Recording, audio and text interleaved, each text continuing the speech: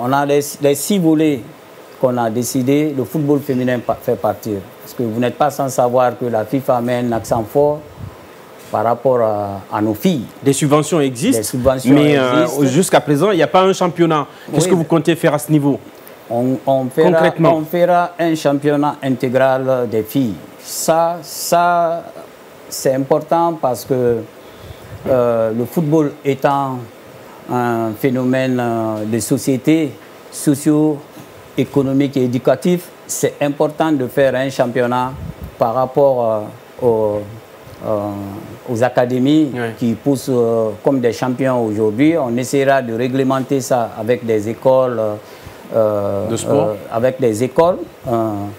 J'ai eu la chance de rencontrer le ministre Awing, on en a discuté. On peut cumuler ça avec les académies et les jeunes de leur âge, en harmonisant le championnat et aussi en mettant une sorte de licence, en incitant ces jeunes footballeurs-là à aller à l'école, parce qu'il y a beaucoup qui ne vont pas à l'école. Comme je l'ai dit la dernière fois, le matin, quand tu descends, tu vois des enfants qui ont leur sac à dos pour aller directement sur le terrain. Donc on fera une sorte de partenariat avec les écoles. Par exemple, quand le joueur vient régulièrement à l'école et qu'il a des notes, forcément on renouvelle sa licence et tout et tout. C'est des choses qu'on peut quand même faire. Mais encore une fois, tout ça là se fera avec l'aide de l'État, parce que ces infrastructures-là, ça fait partie de notre projet aussi. Les infrastructures, il faut qu'on ait des terrains qu'on va plaider au niveau de l'État, par exemple, qui nous aident à avoir des espaces. Comme je vous ai dit tantôt, à Kaloum, il n'y a rien. À Kaloum, il n'y a absolument rien. Donc, imaginez qu'on a un terrain, on a un espace, qu'on arrive à avoir un espace, on mettra un terrain là-bas qui va permettre à ces jeunes-là de pouvoir jouer s'il y a des tournois ou s'il y a des matchs, et ainsi de suite.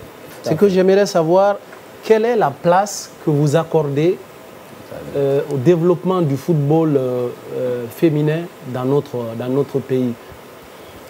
Ça se passera toujours par l'école. Et il faut regarder au niveau de l'âge. Selon l'âge, on passera par les écoles. Parce que les tournois interscolaires, on peut facilement recruter.